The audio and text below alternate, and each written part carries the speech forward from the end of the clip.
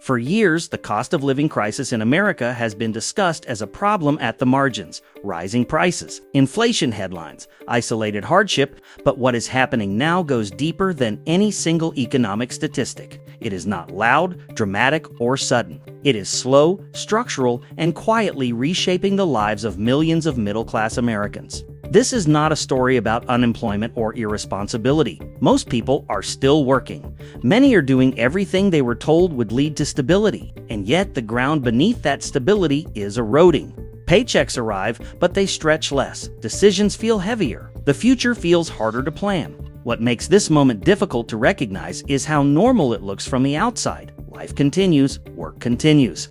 Bills are paid. But behind that appearance, the middle class is being compressed by rising costs, shrinking margins, and growing uncertainty. The collapse is not visible in a single event. It is happening gradually through everyday trade-offs that accumulate over time. This documentary is about that quiet pressure, about how the cost of living is no longer just a financial challenge, but a structural force redefining what stability means in modern America. For decades, the American middle class was built on a simple promise. If you worked full-time, showed up every day, and played by the rules, you would not become wealthy, but you would be stable. You could pay your bills, plan your future, and live without constant financial fear. That promise is now quietly breaking, not because people stopped working, but because work itself no longer guarantees security. Across the country, millions of middle-class Americans are still employed. Many are working full-time. Many are professionals with degrees, certifications, and years of experience. Teachers, nurses, office workers, technicians, engineers, and mid-level managers continue to do what they have always done. They wake up, go to work, and fulfill their responsibilities. This is not a crisis of motivation. It is not a crisis of participation. It is something deeper and more structural. Wages have not collapsed, but they have stalled.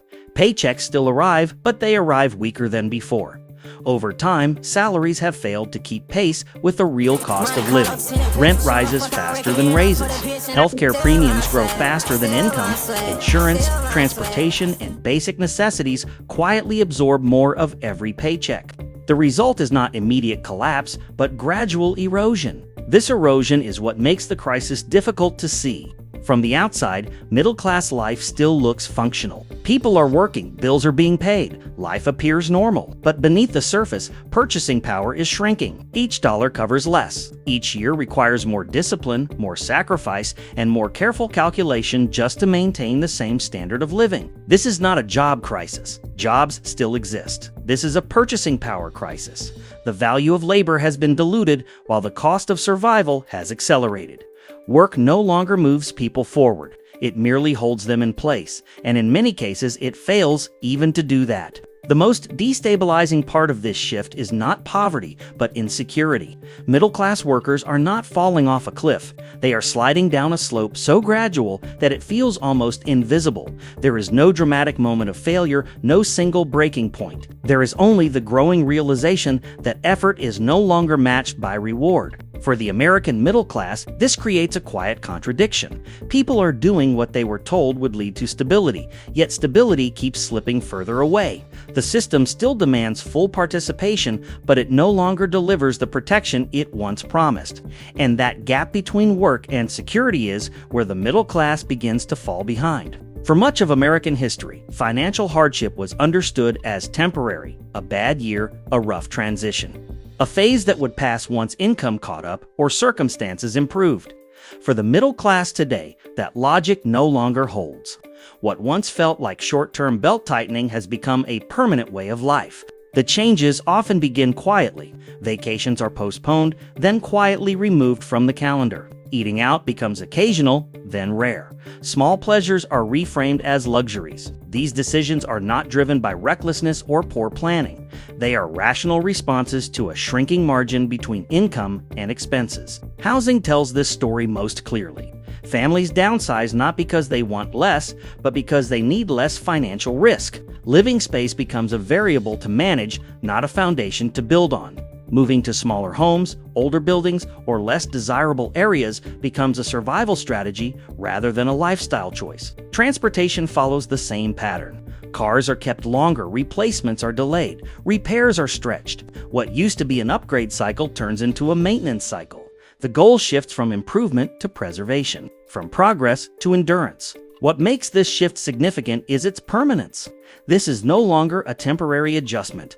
While waiting for conditions to improve, many middle-class households now assume that conditions will not improve. Budgets are built around long-term restraint, not short-term sacrifice. Downgrading is no longer a phase. It is the new baseline. This slow retreat changes how people experience life. It reduces spontaneity. It narrows choices. Every decision carries weight. Every expense requires justification.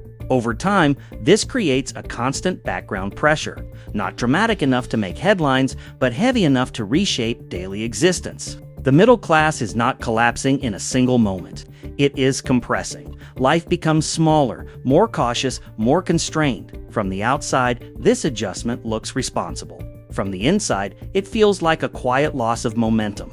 The fall is not sudden, it is gradual, controlled, and deeply unsettling. There is a narrow space in the American economy where millions of middle-class households now live. It is a space defined not by comfort, but by exclusion. They earn too much to qualify for public assistance, yet not enough to absorb financial shocks. This in-between position has become one of the most fragile places in modern American life. Government programs are designed around thresholds. Income limits determine who receives support and who does not. For the middle class, crossing these lines often means losing access to help while gaining no real financial security in return. A slightly higher paycheck can disqualify a household from assistance without meaningfully improving its ability to survive rising costs. At the same time, the financial buffers that once protected the middle class have eroded. Savings are thinner. Emergency funds are incomplete or non-existent. A medical bill, a car repair, or a temporary loss of income can destabilize an entire household. Risk no longer feels manageable. It feels constant. What makes this position especially dangerous is its invisibility.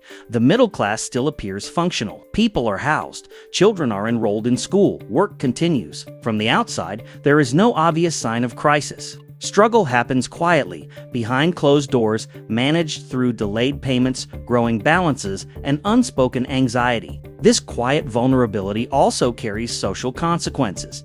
Asking for help becomes complicated. The middle class is expected to be self-sufficient. Struggle is interpreted as personal failure rather than structural pressure. As a result, many households absorb stress privately, trying to maintain the appearance of stability long after it has weakened.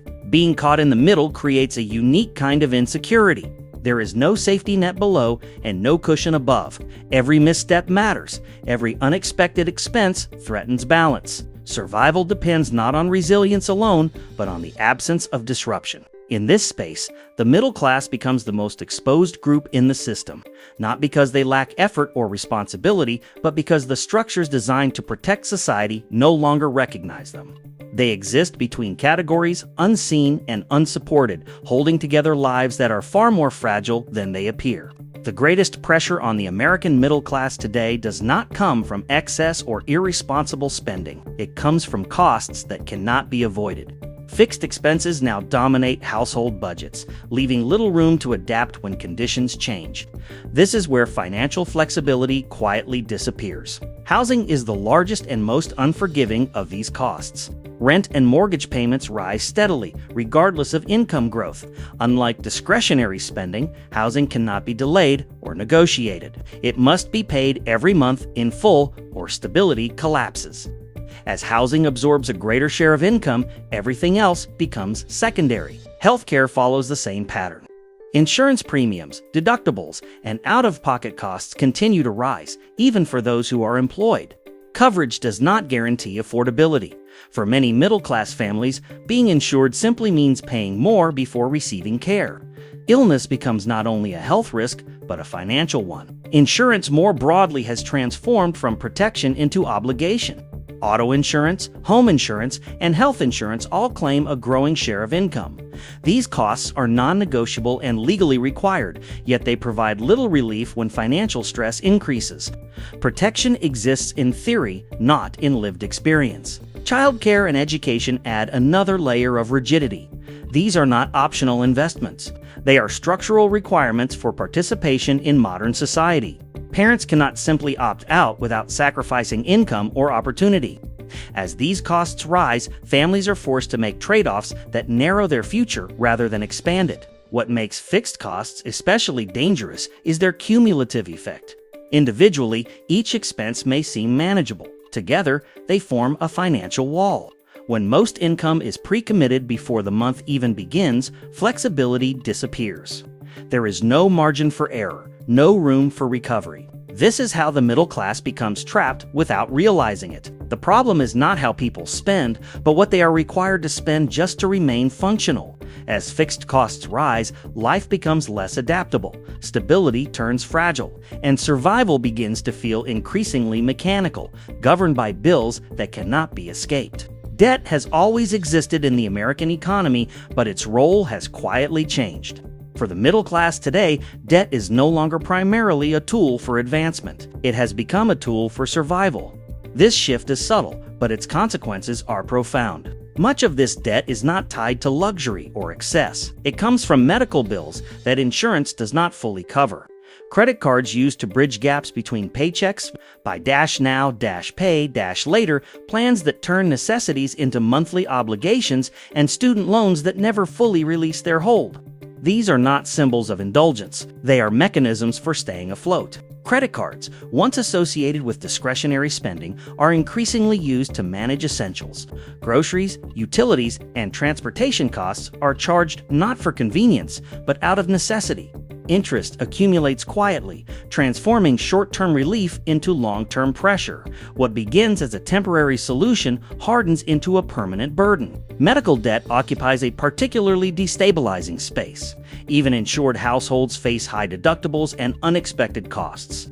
A single health event can generate bills that overwhelm savings and push families into borrowing. Illness becomes not only a physical disruption, but a financial turning point. Student loans continue to shape middle-class life long after education ends. For many, these payments limit flexibility well into adulthood, reducing the ability to save, invest, or absorb shocks. The promise of upward mobility tied to education has been weakened while the obligation remains intact. What makes this debt expansion dangerous is its invisibility. Payments are spread across multiple accounts. Balances grow slowly. There is no dramatic moment when everything collapses. Instead, financial stress accumulates in the background, narrowing options and amplifying risk with each passing month. This is not reckless borrowing. It is survival financing. The middle class is using debt to compensate for a system that no longer aligns income with the cost of living. And while debt delays collapse, it also deepens dependency, locking households into a cycle that becomes harder to escape the longer it continues. For much of the 20th century, career stability was the foundation of personal security. A steady job meant predictable income, reliable benefits, and the ability to plan a life. The relationship between work and stability felt direct and dependable. Today, that relationship has weakened. Many middle-class Americans still hold what would traditionally be considered good jobs. They are employed full-time, often with specialized skills or professional credentials. On paper, these positions suggest security. In reality, they offer far less protection than they once did. Layoffs have become normalized across industries, including sectors once considered safe. Even profitable companies routinely reduce headcount in the name of efficiency or shareholder value. Job loss is no longer a sign of failure or poor performance. It is a structural feature of the modern economy, and it arrives without warning. At the same time, employment arrangements have grown more fragile. Contracts are shorter, roles are more icily restructured or eliminated, benefits that once provided stability, health insurance, pensions, predictable raises have been reduced, shifted, or removed altogether. Responsibility is transferred from institutions to individuals. This erosion makes long-term planning increasingly difficult. Decisions about housing, family, and education depend on income stability that no longer feels reliable. When employment can change suddenly, committing to long-term obligations becomes a risk rather than a milestone. The result is a form of permanent uncertainty. People continue to work, to perform, and to meet expectations, but without the assurance that effort will translate into continuity.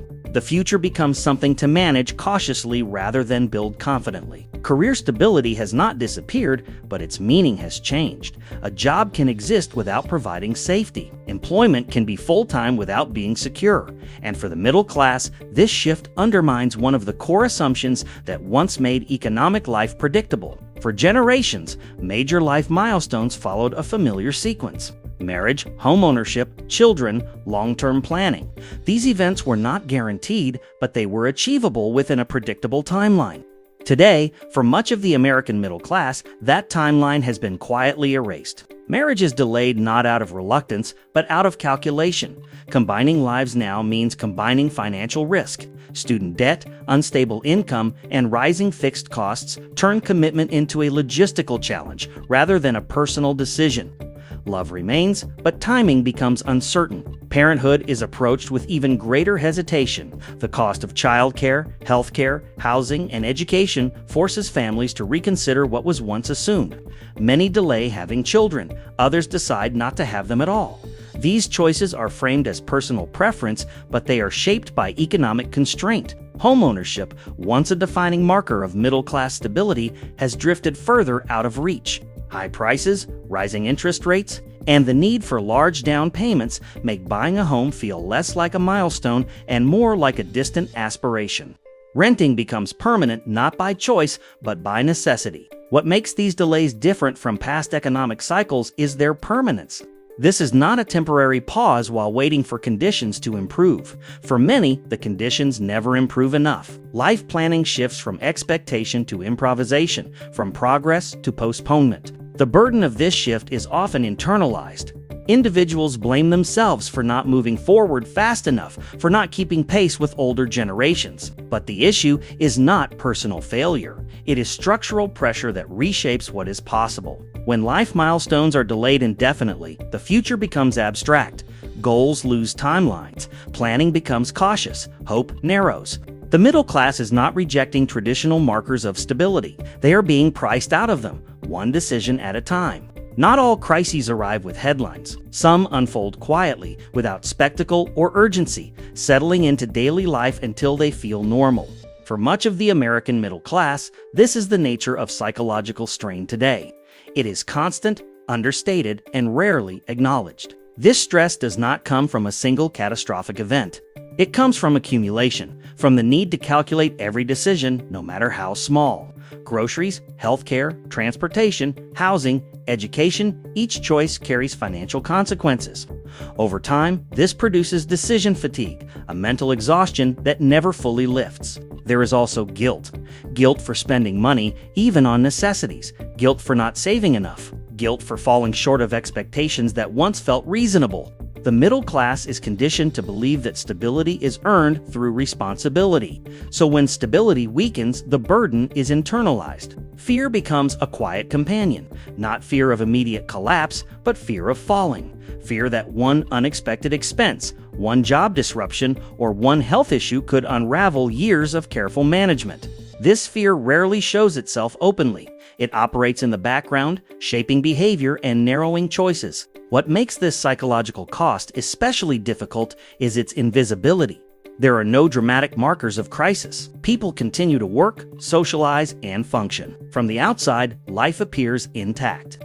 Inside, tension accumulates without release. Because this stress lacks spectacle, it is rarely discussed, it does not trend, it does not provoke emergency responses. Yet its effects are persistent. Sleep is disrupted. Concentration weakens. Optimism fades. The future feels heavier, not because it is unknown, but because it feels increasingly fragile. This is what it means to live under sustained economic pressure without collapse. The middle class absorbs the strain quietly, carrying anxiety without recognition, and enduring a form of psychological where that leaves no visible damage but slowly reshapes how life is experienced. One of the most dangerous aspects of the middle class collapse is how difficult it is to see. There are no obvious signs of emergency. People are still going to work. Mortgages and rent are still being paid. Daily routines continue. From the outside, life appears functional. This appearance creates the illusion of stability. Employment signals success, payment history suggests control. Social behavior reinforces normalcy. Smiles, conversations, and outward routines mask the strain beneath the surface. In a society that equates visibility with importance, what cannot be easily seen is often ignored. Behind this normal exterior, financial buffers have quietly disappeared. Savings accounts are thinner. Emergency funds are incomplete. Retirement contributions are paused or reduced. These losses do not announce themselves. They accumulate silently month after month until resilience is gone. The system does not collapse through spectacle. It collapses through absorption. Pressure is distributed across individuals rather than concentrated in institutions. Each household manages its own strain privately, making the broader breakdown difficult to recognize collectively. There are no single moments of failure, no defining events that mark the transition from stability to vulnerability. Instead, there is a slow normalization of risk. Living without margin becomes acceptable. Operating without backup becomes routine. This is why the collapse remains largely invisible. It does not violate expectations loudly enough to provoke alarm. It conforms just enough to the idea of normal life to pass unnoticed. And by the time the damage becomes undeniable, the structures that once provided protection have already weakened beyond easy repair. The American dream has not collapsed. It has narrowed. What was once imagined as progress, building a better life, expanding opportunity, moving forward with confidence, has been quietly redefined into something smaller and more defensive.